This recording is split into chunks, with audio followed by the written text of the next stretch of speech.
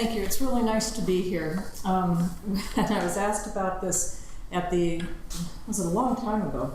It seemed like, oh, that's far enough away. It's no problem. And now I realize as I'm seeing people burdened and looking a little frayed by exams and marking and the end of the year activities, it's really nice. I'm very grateful that you all came because there are other things. It might be nice to relax at this point in the academic year.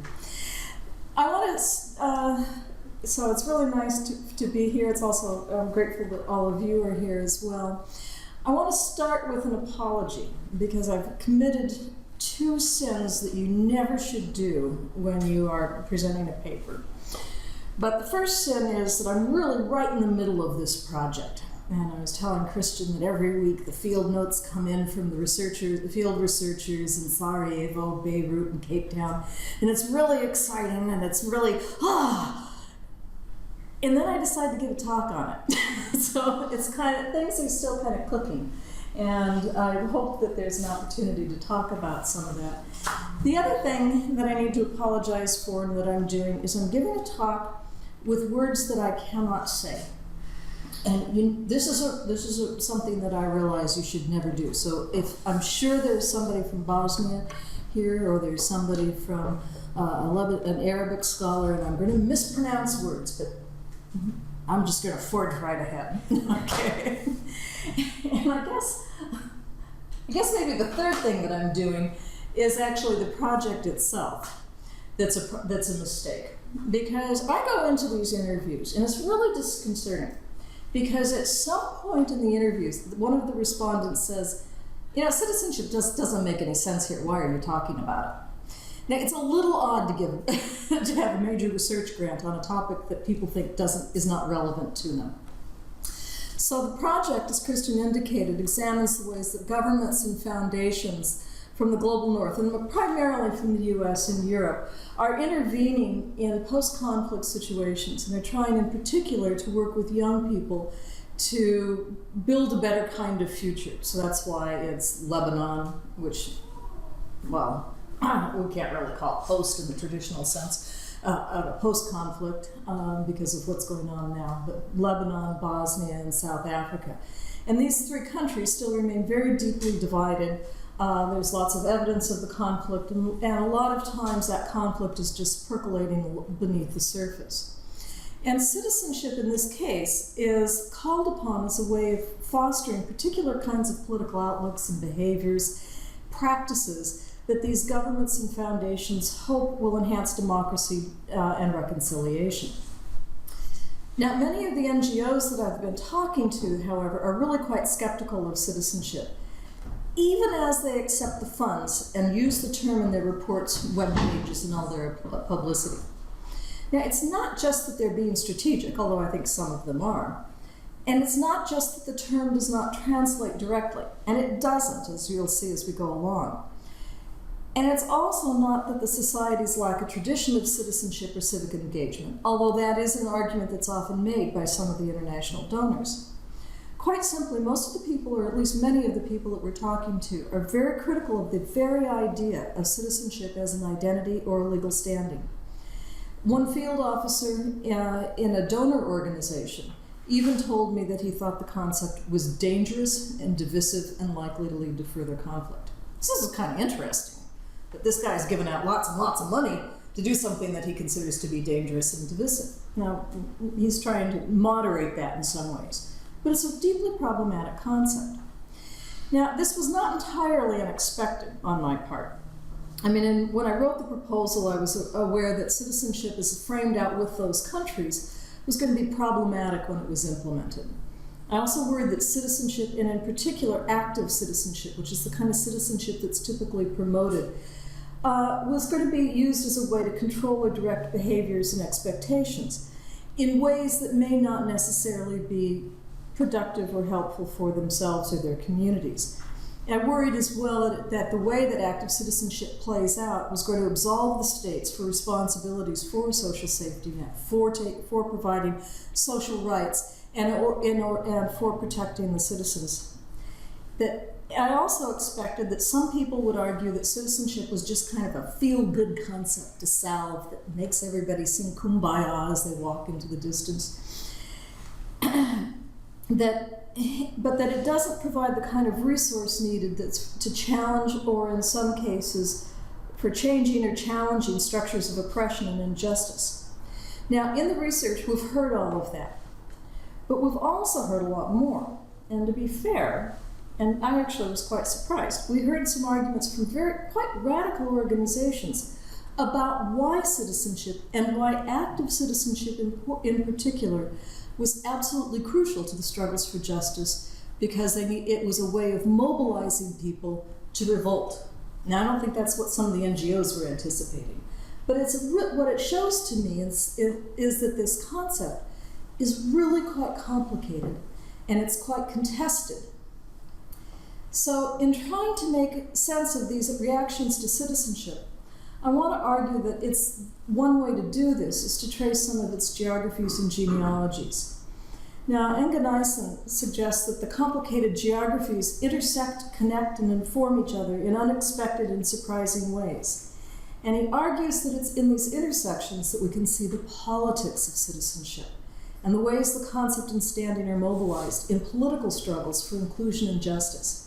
So it's not the form of citizenship that I'm interested in this research. It's the way that young people use citizenship in their politics in order to try and achieve particular goals. And as I've indicated, I'm working in 3 countries, or we are working in 3 countries, Lebanon, Bosnia, and South Africa, and there's also a component of the research that's focusing on international organizations. And in recognition of that, these are 4 of the postdoctoral assistants who are working with this, and who've really been instrumental. Well, obviously they're the ones who are doing a lot of the field work, but it's the combination of ideas that they've brought and the discussions that we've had together that's underpinning a lot of the way that I'm approaching this. To this point, we've interviewed about 400 organizations, and we've been engaging in participant observation and direct participatory action research with organizations across the 3 countries. Now, so that's the basics of the research.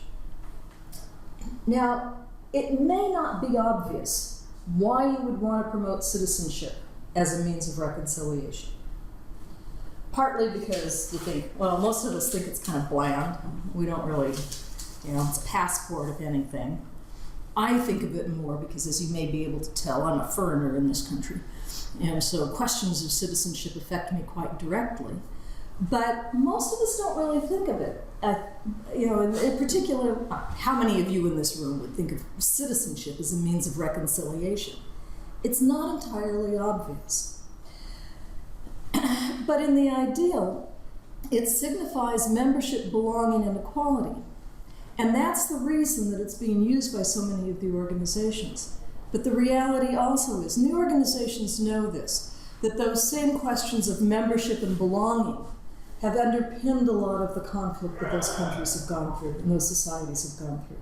So citizenship is definitely double-edged, and everybody's quite well aware of that. But they're still using it as part of their structure, or their ways of achieving reconciliation. Now, in part, it's just simply a very hopeful gesture. As improbable as it may seem, asserting equality helps people work toward it. And there are some examples that come through the research. I'm not sure how much I'll get to that today, but it is a hopeful gesture, and it is in some ways an effective gesture. Maybe at the margins. But in South Africa, but at the same time, people are very wary of talking about citizenship and the role that it played in the conflicts that these 3 countries have gone through. So, for example, in South Africa, with the apartheid state defined citizenship in racial terms, most high school textbooks don't talk about the way citizenship was defined prior to 1994. It's written out of the history. In Bosnia-Herzegovina, where again, questions of belonging that had been, seemed to unite Yugoslavia in the way that when it was Yugoslavia, those questions of belonging and membership were also part of tearing that area apart, and absolutely awful. I don't have the words to explain, but many of you saw the pictures of the concentration camps in Bosnia, and the use of rape and gender-based violence as a tool of war. So questions of membership were absolutely crucial to the way that war proceeded, and are also crucial to the way that reconciliation is not happening. So, for example, most of the international organizations are not very interested in talking about citizenship are very wary of talking about an ethnic basis of citizenship, and are very wary of the language of belonging or membership. And it's to the point that the history books don't talk about it, and they tell people not to address it in the high schools. Similarly, in Lebanon, this country that presents itself as being a marker of tolerance and unites 18 sects plus secularism, and is held up as a hallmark of tolerance and diversity, stops talking about the country's history ends in 1948, because that's when that's the point when a lot of the tensions began between the sects. The country is held together by sectarianism, but is also being torn apart by sectarianism. So these questions are really tricky and delicate as the organizations begin to try and deal with them. Through our research, though, we've identified what we're calling a pedagogy of citizenship that draws on the scholarship of academics in education, sociology, and politics, and that's circulated through networks of international organizations, national governments, foundations, charities, NGOs, and so forth that operate in countries around the world. Now, this pedagogy that we're talking about is not written as a formal curriculum, but it's a shared set of assumptions and practices about how citizenship is constituted and the way it should be promoted and taught. The way and that teaching and promotion may happen in schools, it may also happen in community organizations and youth groups, in protests, actually, and so forth. So the kinds of actions that are encouraged involve commitments to entrepreneurialism, cosmopolitanism, self-sufficiency, and self-governance, as well as participation and pluralism. But at the same time as the pedagogy emphasizes action in communities, it's also used to promote an idea of and to instill a feeling of citizenship, so that people do not question the legitimacy of the nation or their status as citizen of the new nation. Now, this is contradictory, and I'm going to try and explain it. And it's also part of what might be thought of as a hidden curriculum. It reflects an assumption that identities as national citizens can be used to unite a fractured polity. And in this way, citizenship is the means by which democracy, development, and reconciliation are simultaneously advanced. Now, the pedagogy provides a set of principles and guidance for how it should be presented to young people, as well as a lot of documents. I mean, one thing that NGOs and international organizations do is produce paper. And there are a lot of documents, training manuals, guidelines, and so forth, that attempt to instill the values noted above. Now, the NGOs, the ones working directly on the ground with young people, tend to involve themselves in teaching youth research skills, communication skills, a lot of attention to intercultural communication. They also teach the principles of financial management, reporting, and evaluation.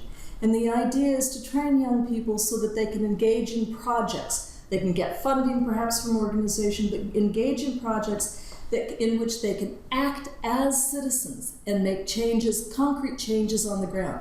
And some of these are in fact concrete. One of the citizenship organizations in South Africa has funded 2 projects that build roads. Now, I didn't know that roads were important to citizenship formation, but there was a lot of concrete poured in South Africa as part of this. But the idea is that citizenship is forged and given meaning through action. It's not just a status, it's not a legal standing, it's something that you do together. And it's then that doing together that reconciliation is supposed to be achieved.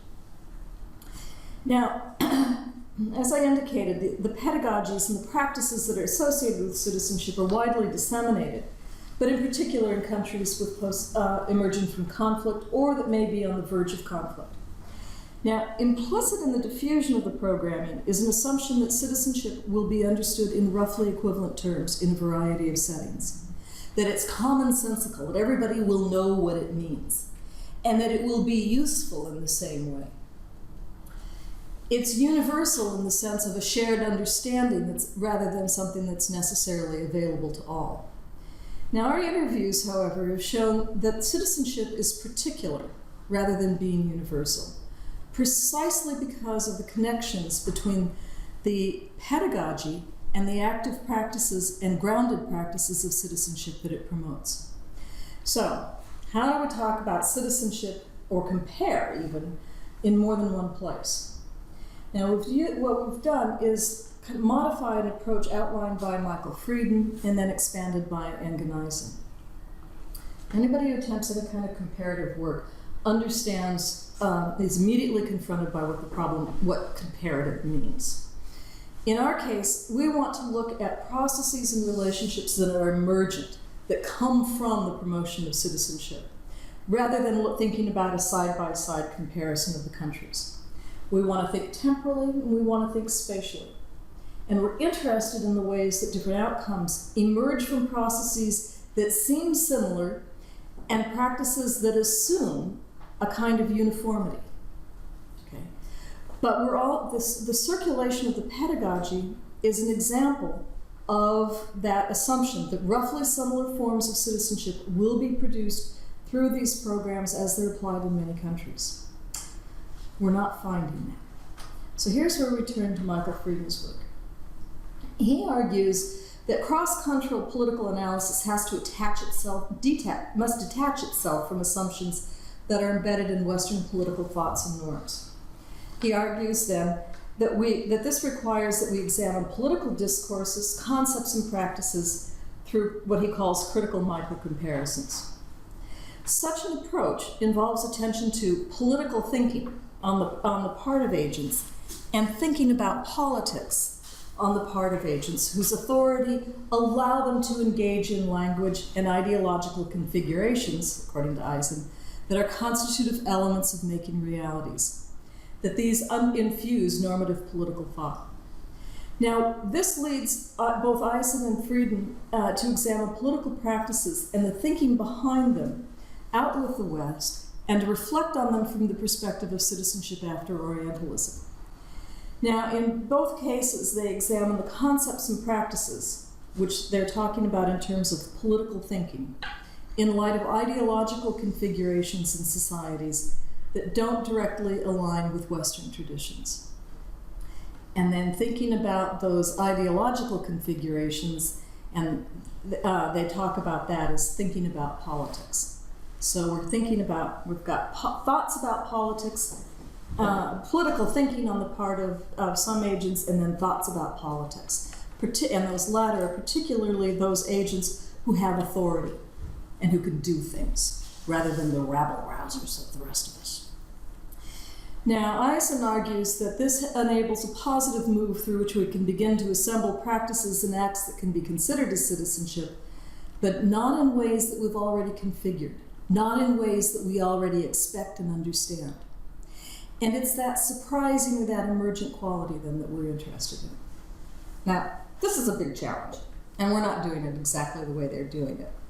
We have, however, developed an approach that conceptualizes the pedagogy of citizenship as a form of thinking about politics and examines it through the analysis of documents, training programs, and other kinds of materials, as well as interviews with international organizations. We've also interviewed NGOs and activists within the 3 countries as a way of understanding political thinking about citizenship in practice. And it's these latter set of interviews that we were frequently told that citizenship was actually not a useful concept. So, accepting the possibility, the probability that it may not be a useful concept, we have then begun to think critically about the genealogies and geographies of citizenship that we might be witnessing but that diverge from Western liberal thought and perhaps citizenship from each of the case countries. We expect that the analysis will be paradoxical, will expose the paradoxical nature of citizenship as both inclusionary and exclusionary, as having that double-edged nature that I was mentioning earlier. Okay, so let me talk first about some of the divergent citizenships. Now, while citizenship talk permeates the pedagogy we identified, there are histories that are real and that continue to be lived in each one of these places. The meanings, experiences, and impacts of citizen training and of the kinds of political subjectivities that have emerged are also complex. Now, I want to approach this first through spatial. I'm a geographer. We give geography first dibs. So, in terms of the geographies, there are some very obvious differences between the three countries. In Bosnia, national citizenship is important, but it's qualified in important ways by the two main entities that are the Republika Srpska and the Federation of Bosnia and Herzegovina, that deliver services that are part of the social rights of citizenship and that structure or govern political participation.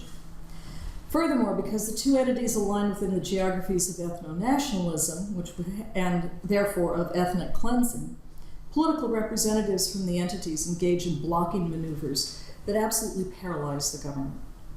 This is a source of anger and frustration amongst youth. You've never heard so many angry young people, and actually people who I think are about ready to bubble up into some fairly, to revolt.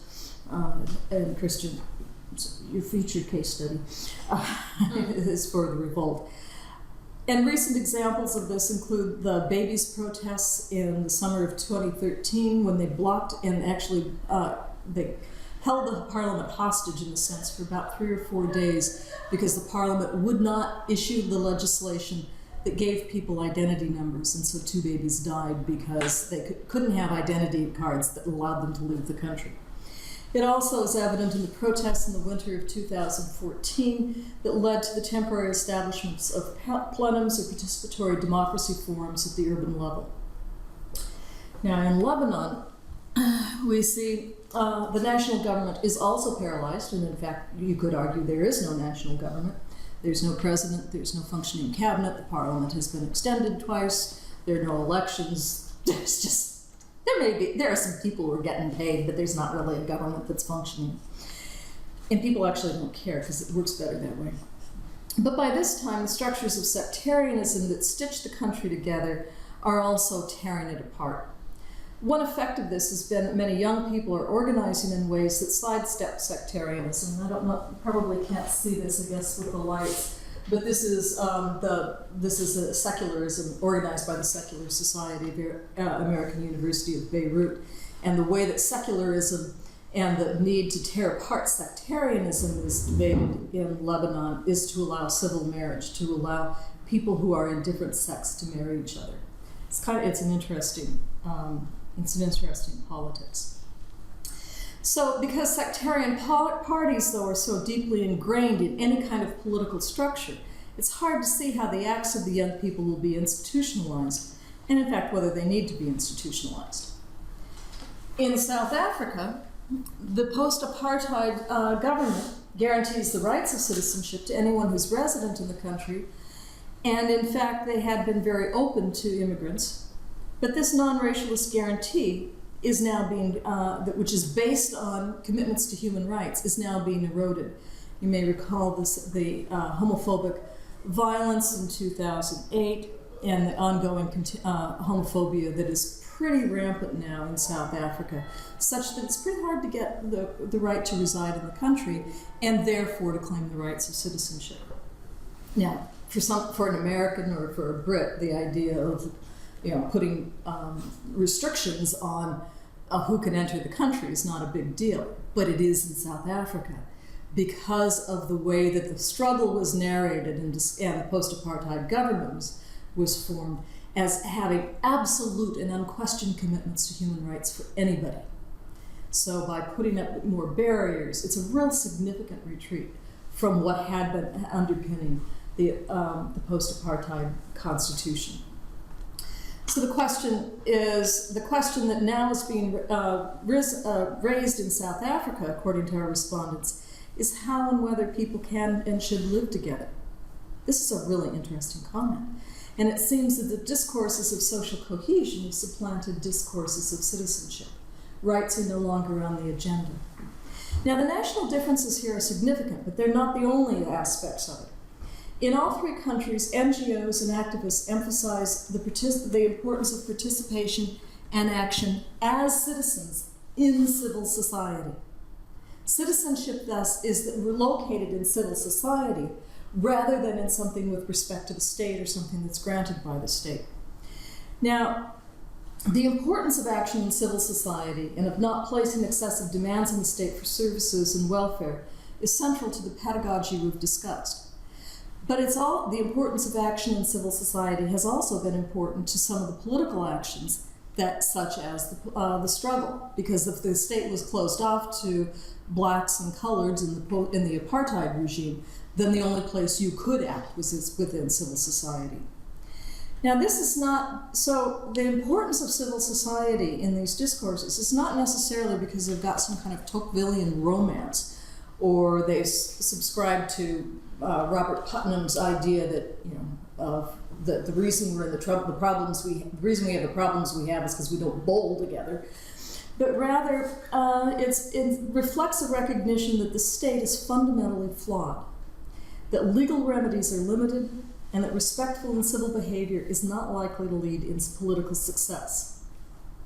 This reflects the sense of activists in many local NGOs that civil society is the only place from which they can begin to try and hold the state accountable, or in other cases, to sidestep the state so that they can get things done so that babies can, in fact, go get the medical care that they need.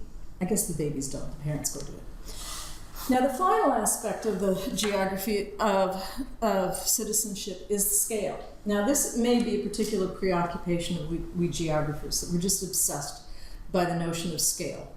And it's more than just kind of thinking about local, national, and global, but I don't want to get into all that.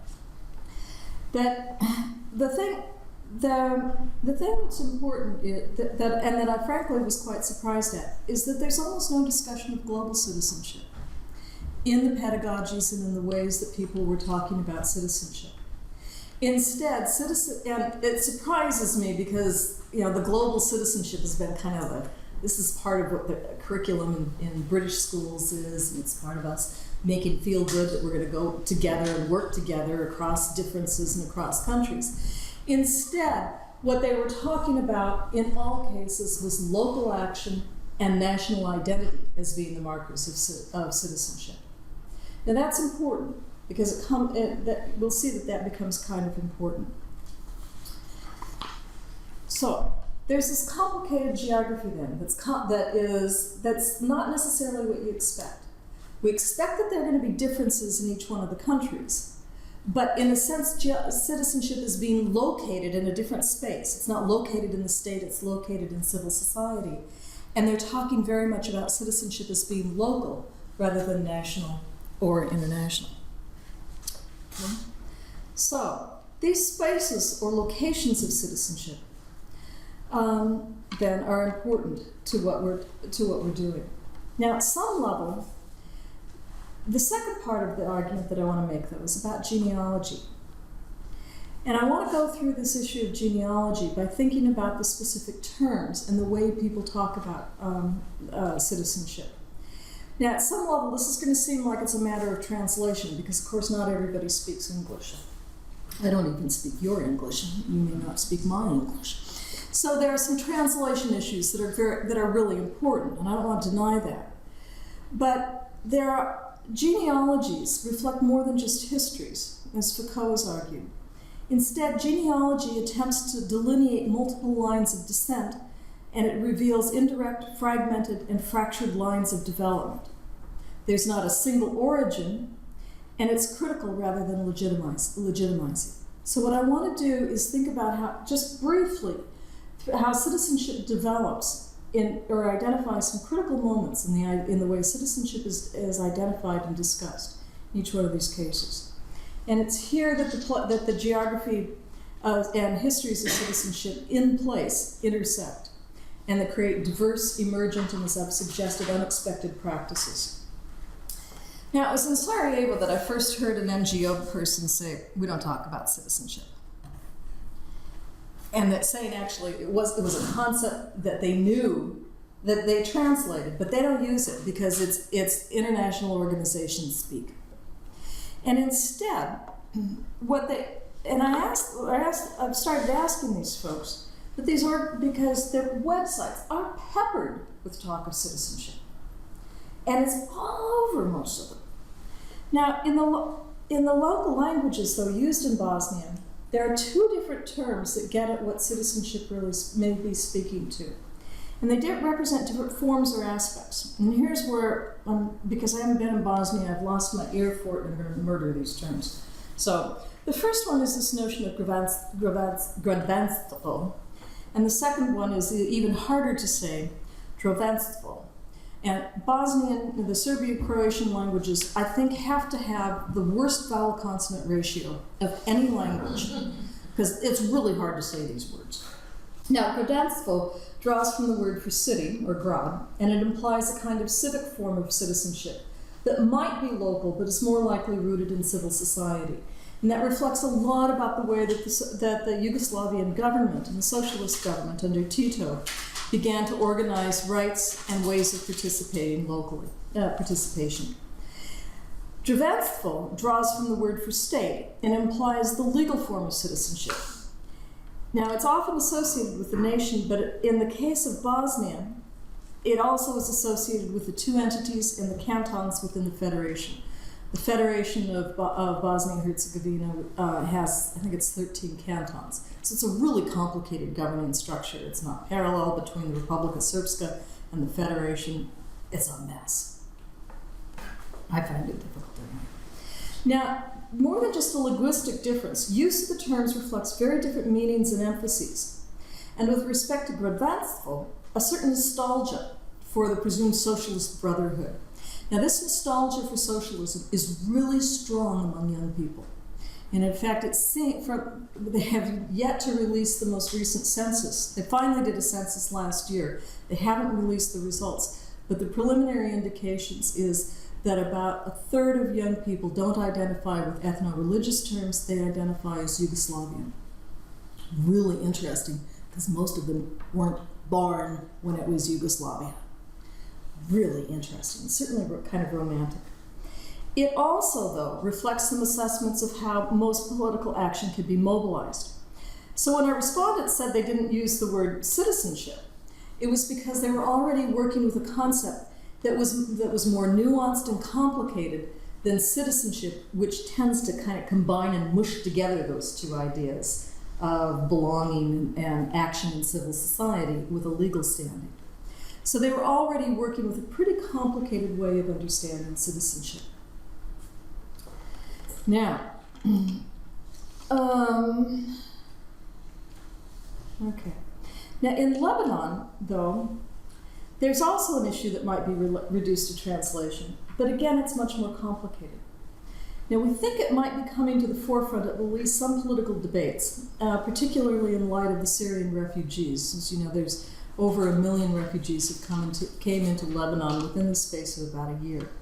And this is becoming politically quite difficult, not just because the strain of caring for the sudden influx of all these refugees, but because dealing with Syrian refugees means that they have to change the way they deal with Palestinian refugees, which in turn undermines a whole set of compromises that were made in the late 1940s, and then into the 60s, 70s, 80s, 90s, and now, where Palestinian refugees do not have the rights of citizenship, even though most of them have been born there. So if they grant certain things to Syrian refugees, then they probably have to do it for Palestinians, and there is no political will to do that. Most Lebanese don't really want Palestinians in their country. Full stop. And the teaching of citizenship in the Lebanese schools is about fostering a national identity as Lebanese, which then again excludes Palestinians. The other strain that dealing with how the Syrian refugees highlights is the fact that a lot of Lebanon is really poor. And the concern is that if the government gives things to the Syrian refugees in these very poor areas in the north and the south and in the mountains, they're going to have to, it's going to highlight the fact that they're not providing for their own citizens in those same areas. And the government simply can't figure out how to cope with it. Now, it's thus a pivot point in political debate. And there's no it's a pivot point in the political debate. The issue, again, as one the respondent pointed out, is the term citizenship in Arabic. Now, there are lots of possibilities that you could go to. And actually, as we look through the materials that organizations are putting together, they slide around between them. Now, Mutwataniya is the word most commonly used, but it doesn't appear in most dictionaries. So the thought is it's actually a neologism. It's something that was an import in order to get funding for a lot of these programs, okay, and particularly for the youth programs. The word Muwatan, however, is found, and it's defined as citizen, countryman, or compatriot. The root of Muwatan, though, is watana, which in the verb form means to dwell, live, or reside, and which is related to watan, which means nation, homeland, or fatherland. Now, the linkage between citizenship as Mutwataniya and nation, watan, our respondent argued, means that citizenship is inherently linked in people's imagination to the nation and is therefore inherently exclusionary. This is what justifies the exclusion of refugees from citizenship, even as it was used to create a sense of unity and common purpose in young people in schools after the Civil War. And it's very interesting in the interviews that we've been doing in some of the schools. When you ask people how they identify themselves, they say Lebanese if they're talking to a non-Lebanese. If they're talking to a Lebanese person, they will probably put Lebanon and their sect, except for those young people who are against sectarianism and who refute. And there are a lot of young people who kind of play around with their sect. One of the people that we're working with right now is named Muhammad, and he's a priest. And it's kind of interesting to think about a priest named Muhammad, or a priest in training. And so there's a lot of playing around with this stuff.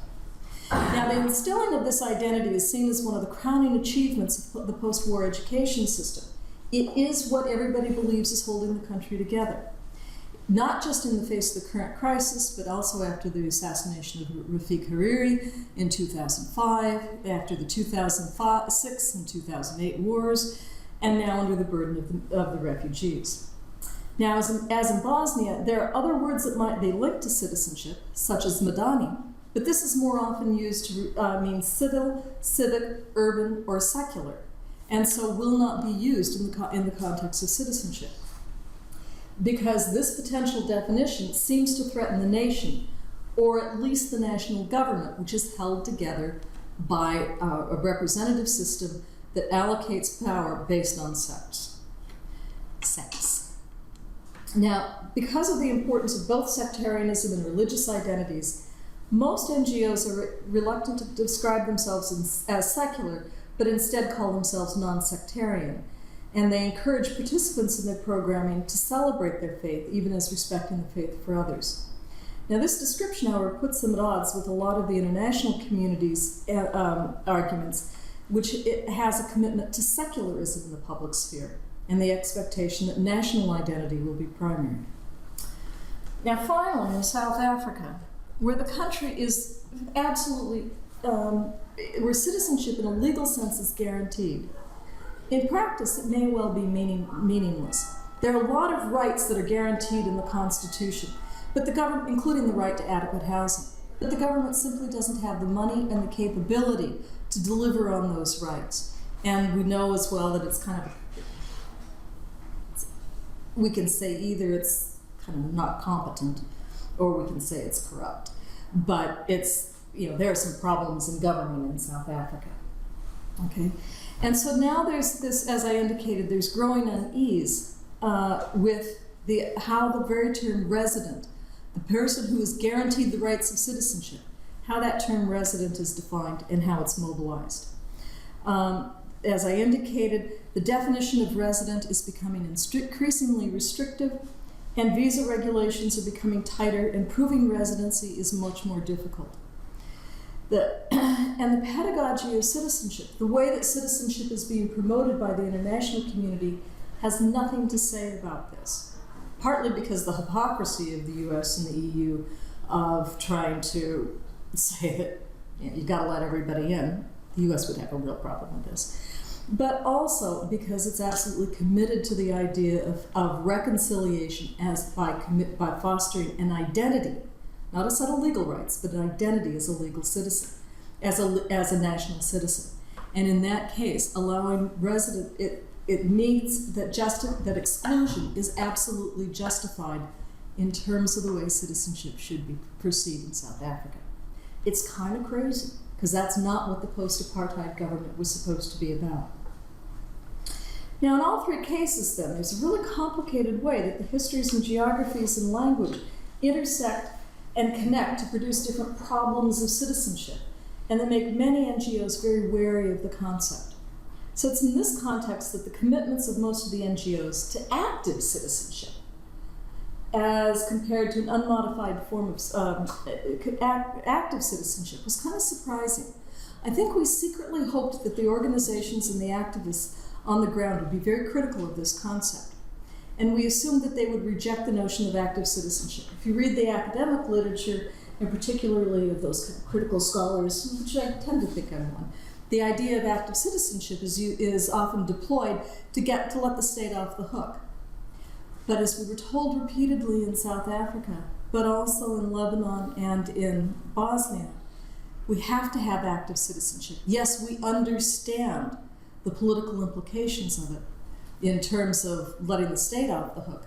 But you know what? The state's not delivering anyway. So they're using this tool that that is often critiqued by critical scholars as being reactionary, using those tools and using that money to engage in some pretty radical politics. Now, none of the people we interviewed were under any illusions about the difficulties for young people as they attempted to bring about change.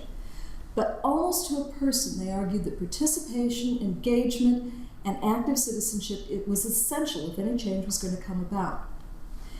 Even in their agreement, though, there were differences that reflected histories and openings with each country.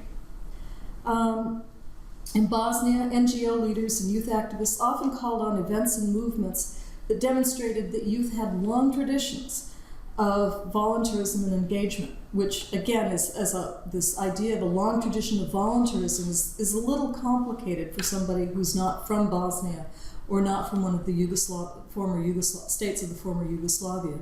Because I don't know about you, but I grew up knowing that those commies didn't do any voluntarism because the state provided everything. Now, I grew up in a little conservative era. I grew up in Fargo, North Dakota, so it's a little conservative. But it was, that kind of feeling about what the socialist state provided was that it suppressed all kinds of voluntarism. And part of what the activism in Bosnia is about reviving a tradition, or at least a presumed history, of voluntarism and engagement. And that's what the plenums in 2014 were about. In South Africa, the evident limitations of constitutional commitments to citizens compelled young people to activism. And they are active. It's estimated that there were nearly 12 million people who have been involved in protests in 2013 and 2014. That doesn't include the protests that recently happened to tear down the statue of Cecil Rhodes on the University of Cape Town campus, because people kind of thought it was a little inappropriate to have Cecil Rhodes be the main feature on the campus of the university that's supposed to be leading the fight for social justice. And so they actually torn down the statue of Cecil Rhodes in this very prominent place. But perhaps reflecting the really high levels of activism there, it was in South Africa that we've also heard the more critical responses to active citizenship, and in an interesting way are now hearing discussions of effective citizenship rather than active. Now, the question of how effectiveness is evaluated is a matter of political outlook, and it's subject to political contestation and struggle. And that's what brings me then to beginning to think about what are the politics of all of this with citizenship. What does it mean for an argument for genealogies as a methodology for understanding citizenship as it develops in places around the world? Genealogy is more than just a matter of histories of the concept and the category in different places. Instead, it draws attention to the need to think about the acts and practices of citizenship in ways where we don't already know the answer, where it's not pre-given in a sense, and where it's not defined a priori. It requires instead an openness to the meanings that are ascribed to different acts and practices through political thought and through thoughts about politics. And importantly, we can see that in the way that young people are approaching this. In the example given here, the pedagogy of citizenship, which we've used as a particular representation of thoughts about politics, seems to circulate quite smoothly across the different countries, and to result in, on the surface, results in the same commitment to active citizenship throughout. But the politics of youth, their political thoughts, are critical to the implication and meaning of citizenship in a given context.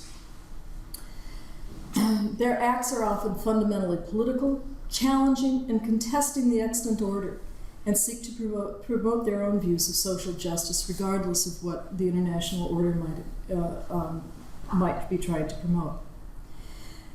Yet a lot of our respondents did question why calling the acts of young people citizenship is important. Forget about accurate. Was it important? And in many ways, we agree that citizenship per se is probably not that important. Yet the term can be, and often is, mobilized to give young people a stake in their politics, and it's hoped has the potential to lead to different political goals and acts that might be enacted by political parties or by established institutions. This idea of having a stake is seen as really important in mobilizing people to organize around change. It's potentially the basis for political acts and for the basis for acts for social justice and solidarity, rather than trying to achieve individual gain. And for many, it's the basis on which struggles for inclusion and justice, as they describe it, for what's right rather than for rights. They struggle for what is right rather than for rights. And it's on that basis that they're waging their struggles. So thank you.